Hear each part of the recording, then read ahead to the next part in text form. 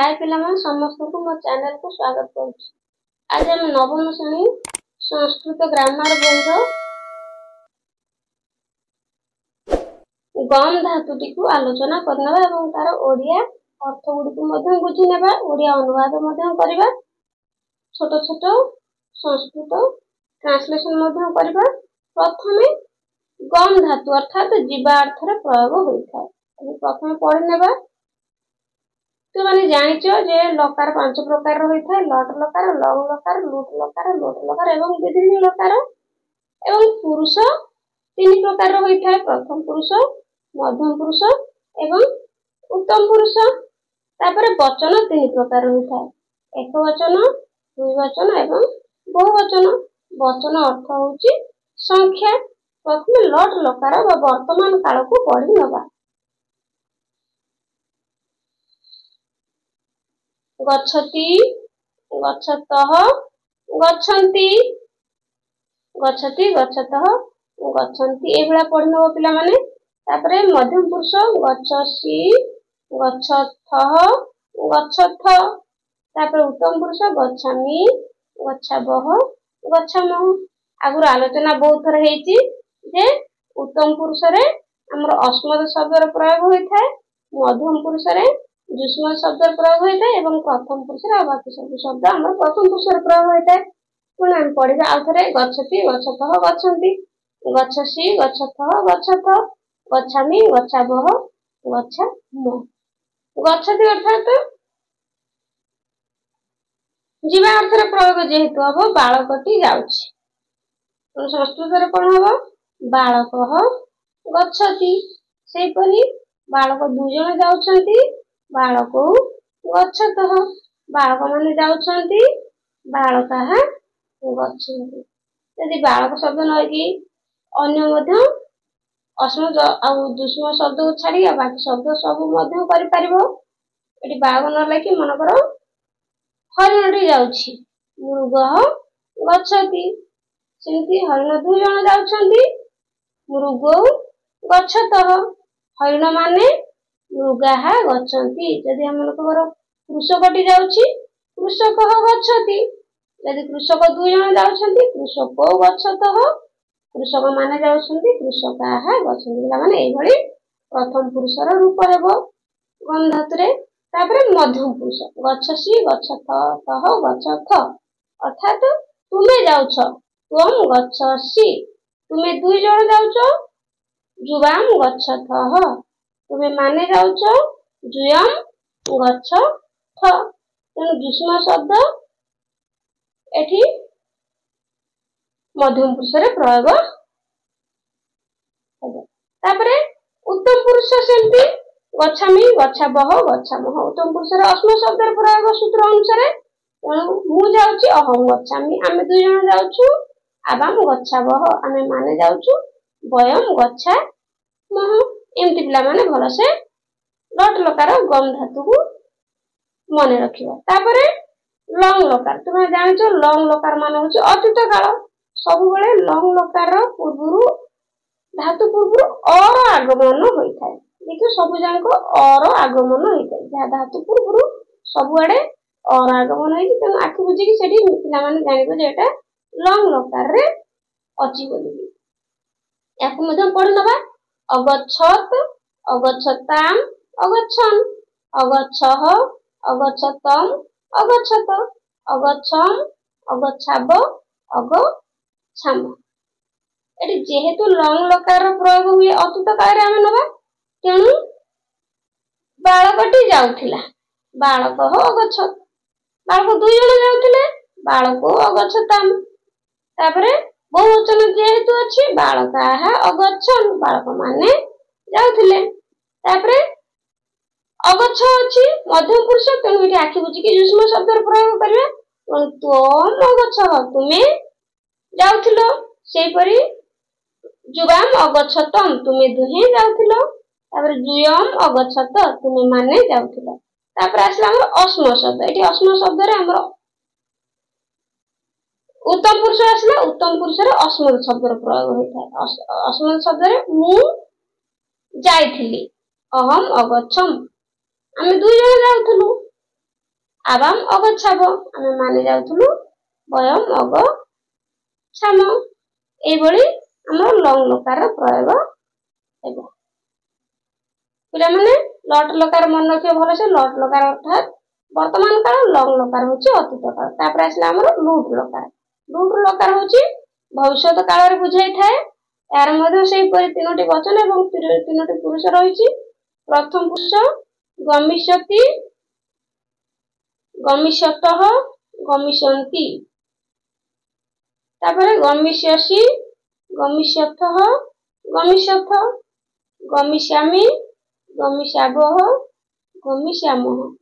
ଏଠି ପ୍ରଥମ ଲୁଟ୍ ଲକାରରେ ସବୁବେଳେ ଇଷ୍ୟତିର ଉଚ୍ଚାରଣ ହୋଇଥାଏ। ଧାତୁ ପରେ ଇଷ୍ୟତି। ଏଠି ଲଙ୍ଗ ଲକାରରେ ହୋଇଥାଏ, ଧାତୁ ପୂର୍ବରୁ ଅର ଆଗମନ ହୋଇଥାଏ। କିନ୍ତୁ ଲୁଟ୍ ଲକାରରେ ଧାତୁ ପରେ ଇଷ୍ୟତର ପ୍ରୟୋଗ ହୋଇଥାଏ। ଯେମିତି ଗମିଷ୍ୟତି, ଇଷ୍ୟତି, ଗମିଷ୍ୟତ, ଇଷ୍ୟତ, ଗମିଷ୍ୟନ୍ତି। ଇଷ୍ୟତ ଶବ୍ଦର ପ୍ରୟୋଗ ହୋଇଥାଏ। ତେଣୁ ଏହାକୁ କୁହାଯାଏ ଲୁଟ୍ ଲକାର ବା ଭବିଷ୍ୟତ କାଳ। ଏହାକୁ ପଛରେ କୃଷକ ଜୀବ, ଯେହେତୁ ଲୁଟ୍ ଲକାର ଭବିଷ୍ୟତ, ତେଣୁ କୃଷକଟି ଜୀବ, କୃଷକଃ ଗମିଷ୍ୟତି।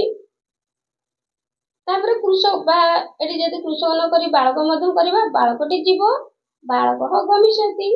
ସେହିପରି ବାଳକ ଦୁଇ ଜଣ ଯିବେ, ବାଳକौ ଗମିଷ୍ୟତଃ, ବାଳକ ମାନେ ଯିବେ, ବାଳକାଃ ଗମିଷ୍ୟନ୍ତି, କୃଷକାଃ ଗମିଷ୍ୟନ୍ତି। ଯଦି କୃଷକ ମାନେ ଯାଉଛନ୍ତି ହବ। ତାପରେ ମଧ୍ୟମ ପୁରୁଷ ଆମେ କରିବା। ମଧ୍ୟମ ପୁରୁଷର ଫର୍ମୁଲା ଆମର ଯୁଷ୍ମ ଶବ୍ଦର ପ୍ରୟୋଗ ହୋଇଥାଏ। ତେଣୁ ତୁମେ ଯିବ, ତ୍ୱମ୍ ଗମିଷ୍ୟସି, ତୁମେ ଦୁଇ ଜଣ ଯିବ, ଯୁବାମ୍ ଗମିଷ୍ୟତଃ, ତୁମେ ମାନେ ଯିବ, ତେଣୁ ଯୁୟମ୍ ଗମିଷ୍ୟଥ। ତାପରେ ଅସ୍ମତ୍ ଶବ୍ଦ। ତାପରେ ଆମର ଉତ୍ତମ ପୁରୁଷରେ ଅସ୍ମତ୍ ଶବ୍ଦର ପ୍ରୟୋଗ ହୋଇଥାଏ ଜାଣିଛ। ଗମିଷ୍ୟାମି ଅର୍ଥାତ୍ ମୁଁ ଯିବି, ଅହମ୍ ଗମିଷ୍ୟାମି। ଆମେ ଦୁଇ ଜଣ ଯିବୁ, ଆବାମ୍ ଗମିଷ୍ୟାବଃ, ଆମେ ମାନେ ଯିବୁ, ବୟମ୍ ଗମିଷ୍ୟାମଃ। ଏ ପିଲାମାନେ ଆମେ ଲଟ୍ ଲକାର, ଲଙ୍ଗ ଲକାର ଏବଂ ଲୁଟ୍ ଲକାରକୁ ଆଲୋଚନା କରିନେଲେ। ପିଲାମାନେ ବର୍ତ୍ତମାନ ଆମେ ଲୋଟ୍ ଲକାରକୁ ଆଲୋଚନା କରିନେବା। ଲୋଟ୍ ଲକାର ମାନେ ଜାଣିଛ ତୁମେ ମାନେ ଆଦେଶ ବା ଅନୁଜ୍ଞା ବା ଉପଦେଶ ଅର୍ଥରେ ପ୍ରୟୋଗ ହୋଇଥାଏ। ତେଣୁ ଏହାକୁ ମଧ୍ୟ ପଢିନେବା। ଏହା କୌଣସି କାଳକୁ ନୁହଁ, କାଳକୁ ସୂଚାଇ ନଥାଏ। ଏହା ଅବସ୍ଥାକୁ ସୂଚାଇଥାଏ, ଅବସ୍ଥାକୁ ଦେଖି ସୂଚାଇଥାଏ। ତେଣୁ ପ୍ରଥମ ତିନୋଟି ଆମର କାଳକୁ ଯାଏ, ବର୍ତ୍ତମାନ କାଳ, ଅତୀତ କାଳ ଏବଂ ଭବିଷ୍ୟତ କାଳ। ଲଟ୍, ଲଙ୍ଗ, ଲୁଟ୍ ଲକାର। କିନ୍ତୁ ଲୋଟ୍ ଲକାର ଆଉ ବିଭିନ୍ନ ଲକାର ଆମର ଅବସ୍ଥାକୁ ବୁଝାଇଥାଏ ବା ସୂଚାଇଥାଏ। ପଢିନେବା। ଏହାର ମଧ୍ୟ ତିନୋଟି ପୁରୁଷ ଏବଂ ତିନୋଟି ବଚନ ରହିଛି। ଗଚ୍ଛତୁ, ଗଚ୍ଛତାମ୍, ଗଚ୍ଛନ୍ତୁ, ଗଚ୍ଛ, ଗଚ୍ଛତମ୍, ଗଚ୍ଛତ, ଗଚ୍ଛାମି, ଗଚ୍ଛାବ, ଗଚ୍ଛାମ। ତେଣୁ ଏଗୁଡ଼ିକ ସବୁ ଆମର ଆଦେଶ ଅନୁଜ୍ଞା ଅର୍ଥରେ ପ୍ରୟୋଗ ହୋଇଥାଏ। ତେଣୁ ବାଳକଟି ଯାଉ ବା ବାଳକ ଯାଉ, ଏଠି କଣ ହବ? ବାଳକଃ ଗଚ୍ଛତୁ। ବା କୃଷକଟି ଯାଉ, କୃଷକଃ ଗଚ୍ଛତୁ। ତାପରେ ସେହିପରି କୃଷକ ଦୁଇ ଜଣ ଯାଆନ୍ତୁ, କୃଷକୌ ଗଚ୍ଛତାମ୍, କୃଷକ ମାନେ ଯାଆନ୍ତୁ, କୃଷକାଃ ଗଚ୍ଛନ୍ତୁ। ସେମିତି ବାଳକ ମାନେ ଯାଆନ୍ତୁ, ବାଳକାଃ ଗଚ୍ଛନ୍ତୁ। ତାପରେ ଏଠି ଅସ୍ମ ଶବ୍ଦ, ଏଠି ମଧ୍ୟମ ପୁରୁଷରେ ଆମର ଯୁଷ୍ମ ଶବ୍ଦର ପ୍ରୟୋଗ ହୋଇଥାଏ। ତେଣୁ ଗଚ୍ଛ, ଗଚ୍ଛତମ୍, ଗଚ୍ଛତ ଅର୍ଥାତ୍ ତୁମେ ଯାଅ, ତ୍ୱମ୍ ଗଚ୍ଛ, ତୁମେ ଦୁଇ ଜଣ ଯାଅ, ଯୁବାମ୍ ଗଚ୍ଛତମ୍, ତୁମେ ମାନେ ଯାଅ, ଯୁୟମ୍ ଗଚ୍ଛତ। ତାପରେ ଉତ୍ତମ ପୁରୁଷରେ ଆମର ଅସ୍ମ ଶବ୍ଦର ପ୍ରୟୋଗ ହୋଇଥାଏ। ତେଣୁ ଅହମ୍ ଗଚ୍ଛାମି, ମୁଁ ଯିବି। ତାପରେ ଆମେ ଦୁଇ ଜଣ ଯିବୁ, ଆବାମ୍ ଗଚ୍ଛାବ। ତାପରେ ଆମେ ମାନେ ଯିବୁ, ବୟମ୍ ଗଚ୍ଛାମ। ତାପରେ ପିଲାମାନେ ବିଧିଲିଙ୍ଗ୍ ଲକାର। ବିଧିଲିଙ୍ଗ୍ ଲକାର ହଉଛି ଏ ଅବସ୍ଥାକୁ ବୁଝାଇଥାଏ। ତାର ଅର୍ଥ ହଉଛି ଉଚିତ ବା ସମ୍ଭାବନା ଅର୍ଥରେ ପ୍ରୟୋଗ ହୋଇଥାଏ। ଏହାର ମଧ୍ୟ ତିନୋଟି ବଚନ ଏବଂ ତିନୋଟି ପୁରୁଷ ରହିଛି। ପଢିନେବା। ଗଚ୍ଛେତ୍, ଗଚ୍ଛେତାମ୍, ଗଚ୍ଛେୟୁଃ, ଗଚ୍ଛେଃ, ଗଚ୍ଛେତମ୍, ଗଚ୍ଛେତ, ଗଚ୍ଛେୟମ୍, ଗଚ୍ଛେବ, ଗଛେମ। ତେଣୁ ଏଠି ପ୍ରଥମେ ନେବା ପ୍ରଥମ ପୁରୁଷରେ ସବୁ ଶବ୍ଦ। ତେଣୁ ବାଳକଟି ଯିବା ଉଚିତ। ବାଳକः ଗच्छେତ୍। ବାଳକ 2 ଜଣ ଯିବା ଉଚିତ। ବାଳକୋ ଗच्छତାମ୍। ସେହିପରି ବାଳକ ମାନେ ଯିବା ଉଚିତ। ବାଳକାଃ ଗଚ୍ଛେୟୁଃ। ତାପରେ ମଧ୍ୟମ ପୁରୁଷ ଯୁଷ୍ମ ଶବ୍ଦର ପ୍ରୟୋଗ ହବ ତୁମେ ଯାଅ ବା ତୁମେ ଯିବା ଉଚିତ। ଏଠି ଉଚିତ ବା ସମ୍ଭାବନା ଅର୍ଥରେ। ତାପରେ ମଧ୍ୟମ ପୁରୁଷର ପ୍ରୟୋଗ କରିବା। ତାପରେ ପିଲାମାନେ ମଧ୍ୟମ ପୁରୁଷ ତୁମେ ଯିବା ଉଚିତ ଅର୍ଥାତ ତ୍ୱମ୍ ଗଚ୍ଛେଃ। ତୁମେ 2 ଜଣ ଯିବା ଉଚିତ। ତୁମେ 2 ଜଣ ତେଣୁ ତ୍ୱମ୍ ଯୁୱାମ୍ ଗଚ୍ଛେତମ୍। ତୁମେ ମାନେ ଯିବା ଉଚିତ। ଯୂୟମ୍ ଗଚ୍ଛେତ୍। ତାପରେ ଉତ୍ତମ ପୁରୁଷ ଅଶ୍ମ ଶବ୍ଦର ପ୍ରୟୋଗ ହୋଇଥାଏ। ମୁଁ ଯିବା ଉଚିତ। ଅହମ୍ ଗଚ୍ଛେୟମ୍। ଆମେ 2 ଜଣ ଯିବା ଉଚିତ। ଆବାମ୍ ଗଚ୍ଛେବ। ଆମେ ମାନେ ଯିବା ଉଚିତ। ବୟମ୍ ଗଚ୍ଛେମ। ପିଲାମାନେ ଏ ଥିଲା ଆମର ଗମ୍ ଧାତୁର 5ଟି ଲକାର। ତାର ଓଡ଼ିଆ ଅନୁବାଦ ଆଲୋଚନା କଲେ।